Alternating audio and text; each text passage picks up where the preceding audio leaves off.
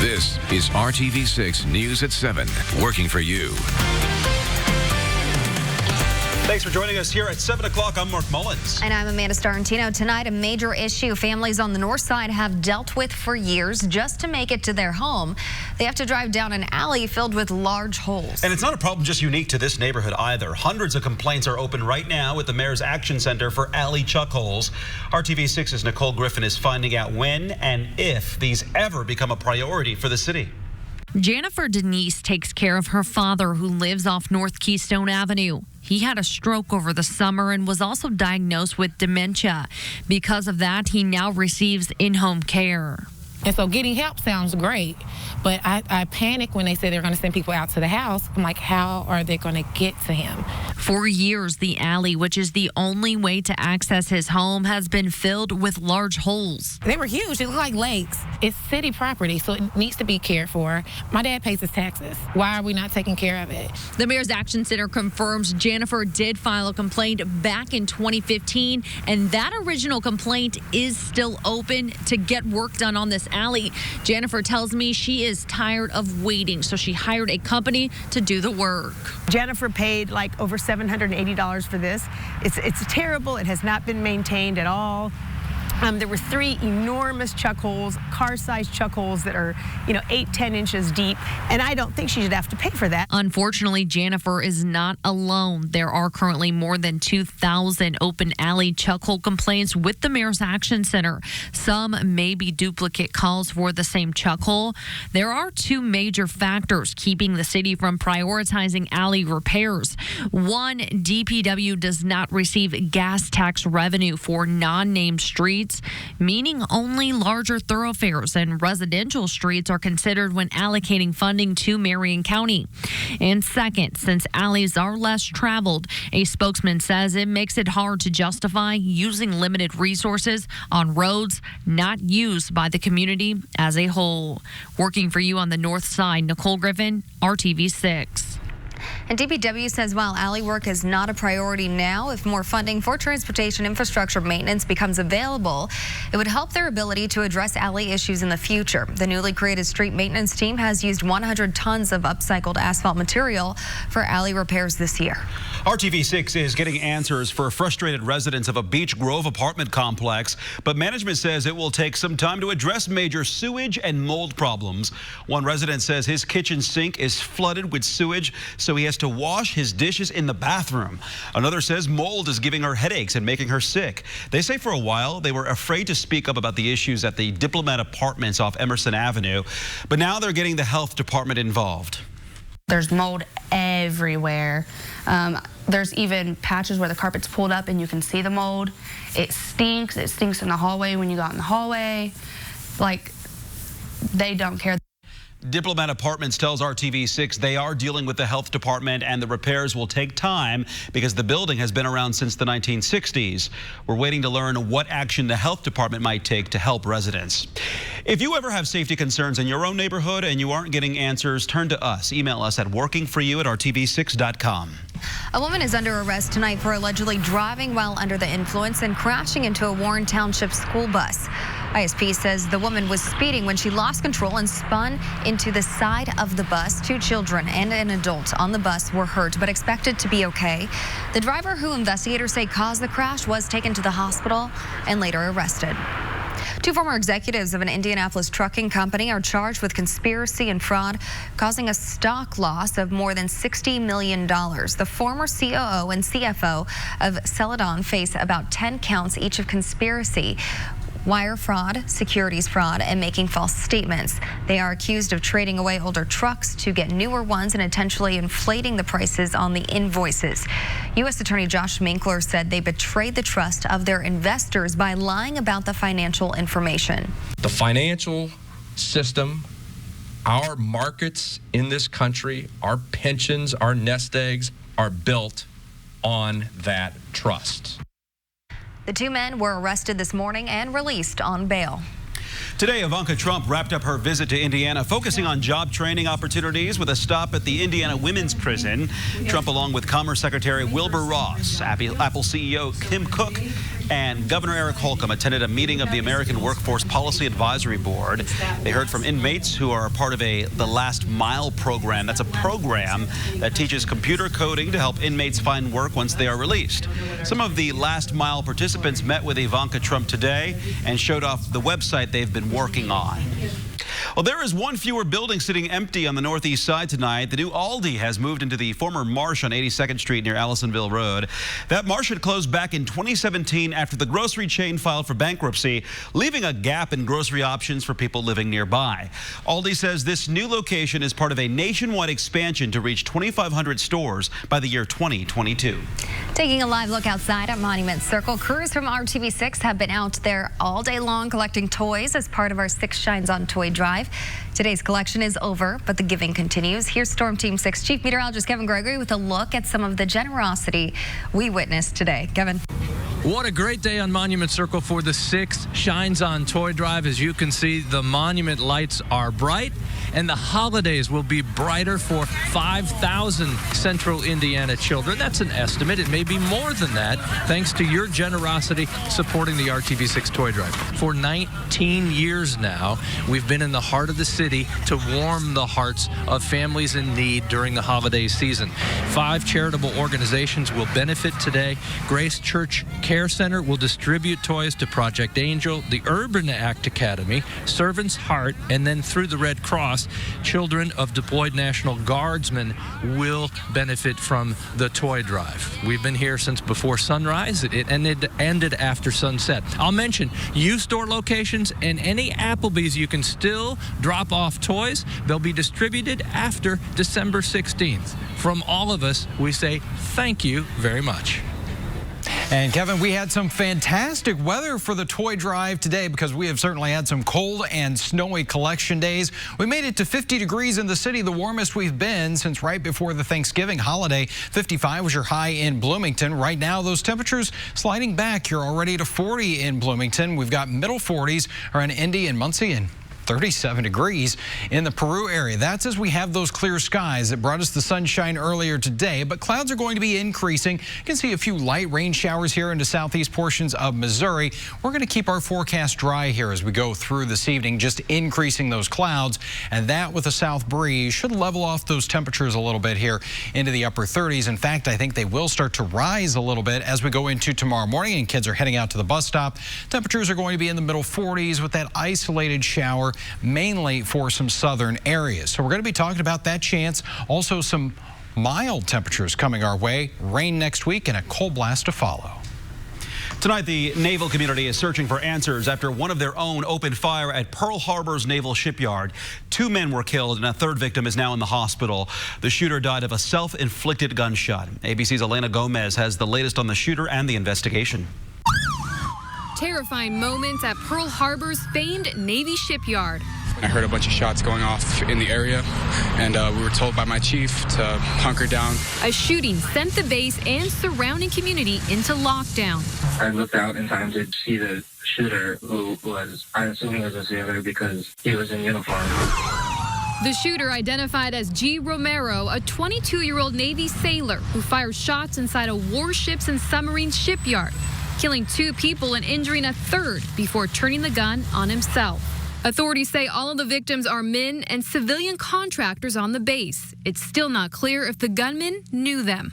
Generations of locals have worked in that shipyard. This is certainly a tragedy for everyone here. The shooting comes just days before the anniversary of the 1941 Pearl Harbor attack, a historic day this community was preparing to commemorate, now hit with tragedy. The role that the shipyard played in World War II is pretty legendary, and the shipyard is well known for, the amazing work they did then and the amazing work they continue to do. So this is certainly a tragedy. The Navy is investigating the shooting and looking for answers on the sailor's motive.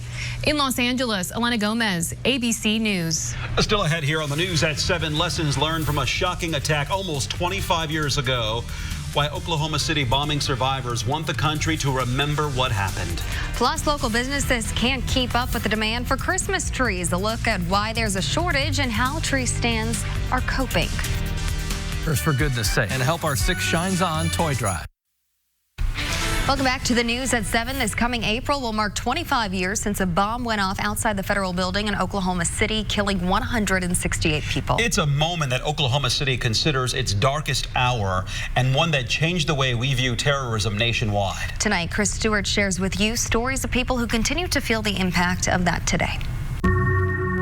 At the Oklahoma City National Memorial and Museum, you'll see a gate that reads 901.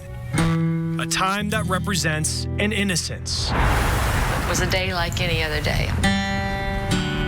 Innocence that on April 19th, 1995, I was a baby lawyer at my very first job. Vanished at 9:02.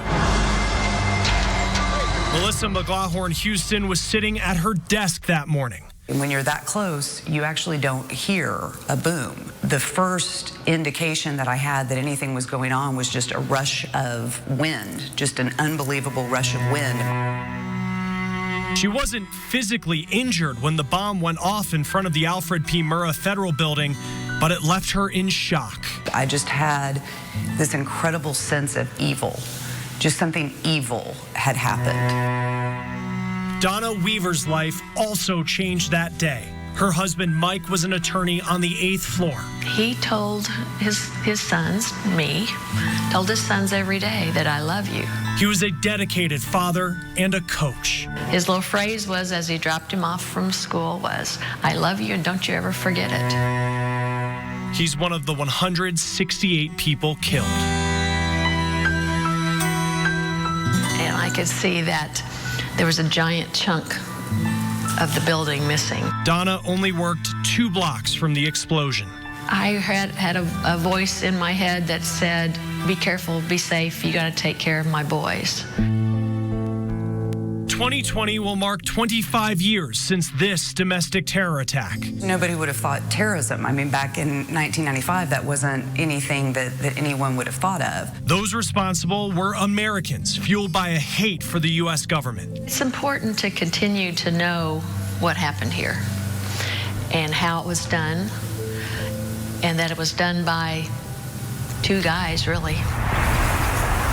If you visit the memorial today, you'll find another gate, one that reads 903. What people, I think, don't realize is how this event was such a fundamental shift for our country, in the way that 9/11 was a fundamental shift for our world. A time that represents moving forward into a different world, a world born from a threat we still face today. When you're tested by hate and by violence, we won't let that win. Now coming up here on RTV6, don't count on your annual refund to make up for holiday spending. Why your tax refund could be delayed depending on how you file. And we're getting a little bit of a break right now, but rain is set to return to central Indiana. I'll let you know if snow will follow. You're watching RTV6 News at 7. This is RTV6 News at 7, working for you. Welcome back. If you're planning on getting a Christmas tree from a local farm this year, you may want to do it sooner than later. Many tree farms are experiencing an increased demand. One has even sold out of trees completely for the year. Megan Sanctorum found out what is causing it and has what you need to know if you are looking for a tree. The farm is quiet now, but over the weekend it was packed with families looking for the perfect tree. The owner of Lost 40 Tree Farm in Hancock County says they were only open for 4 days before selling out of every tree that was ready to be cut down. We had wondered if we should stay open later, but we have such a shortage that we wanted to make sure we could be open next year also. She says that shortage is due to an increased demand and the result of a severe drought in 2012, which killed many of the trees that would be full-size and ready to sell. Others in the area say they're noticing an increased demand as well, but they wouldn't call it a shortage just yet. I think there's more of a tight supply than a shortage. I think everyone can come out and still get a tree when they go to a farm. It may have to be a little smaller than last year. It might even have to be a different species, but I think everyone can still find a tree if they come out and visit a local tree farm. He also ordered pre-cut trees from out of state to keep up with the demand and make sure families have options. Working for you, Megan Sanctorum, RTV6. Tonight, two of the world's biggest wedding planning sites are parting ways with some venues. Both Pinterest and The Knot say they will no longer promote former slave plantations for ceremonies and receptions. The Knot says it is updating its language policy to make sure these venues aren't mischaracterized. Pinterest is de-indexing its plantation wedding search results from Google. Both sites are working with a group called Color for Change. They say weddings should be a symbol of love and unity, and slave plantations do not represent either. The IRS has a reminder for you if you are planning on using your tax refund to pay off holiday debt. The IRS says most refunds won't be ready until the end of February at the earliest, and that's if you file right away. If you're getting the earned income or additional child tax credits, it will take even longer. Those won't be processed until mid-February, and your refund won't be issued without those credits. Typically, it takes at least 21 days from the filing date for refunds to go through. The IRS will start accepting returns at the end of January. Meteorologist Kyle Mounts here with your Storm Team 6 forecast, and we've been enjoying some really nice days. I will take here. Today over and over and over again all of winter. Well, that's a lot to ask for. There's an expiration. We got a couple. We got a couple more coming our way, but yeah, check out the view right now as we look back at Monument Circle. They are rocking around the Christmas tree. It's a busy place down there this evening, and even got the horse and carriage all ready to go tonight. All right, temperature-wise, not too bad. It is cooling off, though. We're at 45 right now in downtown. Already into the upper 30s in Kokomo, right at an even 40 degrees in Bloomington. Winds have been fairly light. They are still out of that southerly direction, and that will help to kind of level off those temperatures. That combined with a blanket of cloud cover tonight. 40 degrees for the overnight temperature, and I think after midnight we'll actually warm up a little bit here. This is TrueCast by 6:30 in the morning. You see the gray and the cloud cover. Those isolated showers. Best chance for that's really going to be around Bedford, Seymour, possibly into Bloomington and Columbus as we go through mid-morning. Into the afternoon, though, that cloud cover is making its way to the south. So we'll actually see a return of some sunshine for the second half of our day. Those temperatures, 44 degrees at noon, and then we'll get a little bit cooler, actually, after a cold front has moved through into the afternoon at 42. Winds will be out of the north at about 10 to 15 miles per hour. So it's going to feel more like the 30s. That's what you'll need to dress for as we go into our Friday and the end of the work and school week. 45 in Danville and Greenwood, Noblesville at 43 degrees. That's right about where we should be, and that's where we'll be on Saturday too. 44 on the thermometer with mostly sunny skies. Sunday a little bit warmer. We're back into the 50s as we return the clouds here, but we are going to keep it dry, I think, throughout our Sunday. So if you still have those Christmas lights that you need to put up, you're starting to run out of time here, but the weekend forecast is looking great for it. Again, a little bit cooler on Saturday, but both days are going to be nice and dry. It's on Monday that we'll start to see wet weather return as we put TrueCast into motion. There you can see the fairly widespread rain throughout the day on Monday, but I think the bulk of the precipitation is going to be out of here before the colder air moves in, and that means not really talking about much in the way of any snow shower activity. In the 7-day planning forecast, we'll take those highs in the middle 50s on Monday at 54.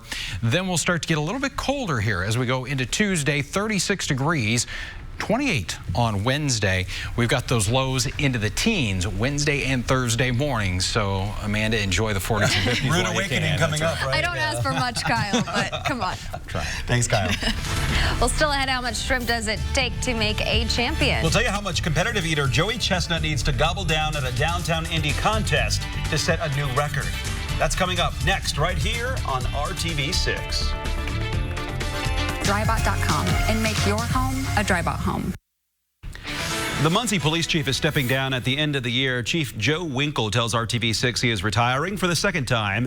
Muncie Mayor Dennis Tyler appointed Chief Joe Winkle back in 2016. Chief Winkle's last day on the force is December 30th. Mayor Tyler decided not to run again, and the new mayor has yet to name the next Muncie police chief. Chief Winkle says he technically was already retired, so he's just going back into retirement. He plans to stay in the Muncie area to be near his grandchildren. Chief Winkle says a federal investigation into some of his officers is still ongoing, and he hopes to see a conclusion very soon. He also served as police chief from 1996 to 2008. Finally tonight, Joey Chestnut is back in town to defend his title. The world-famous competitive eater is preparing to chow down on St. Elmo's shrimp cocktail yet again. He stopped by RTV6 News at noon to challenge meteorologist Todd Clausen. The eating contest is happening. I just want to watch this video. I'm not able to read this. If you know Todd, you can see the sweat bead in his hairline right there. Yeah. So this is happening Saturday on Georgia Street as part of the Big Ten Championship game festivities. Yeah, during last year's St. Elmo's Shrimp Cocktail Eating Championship, Chestnut ate a little more than 18 pounds, breaking his own world record. So that's 46.5 orders of shrimp cocktail, or 186 individual shrimp, all in just 8 minutes. Look at that. This year he's hoping to beat that and win the title for the 7th year in a row. And I tell you something, Todd's struggling. It hits you. And I know if you want to watch that full video, I saw Meredith posted it on her Facebook page. I'm sure Todd Pretty has entertaining. Too, so go check it out. You're up next, Kyle. Yeah, we've got some warm temperatures. That's about as warm as we'll do. Good night, everybody. We'll see you back here tonight at 11. Nope.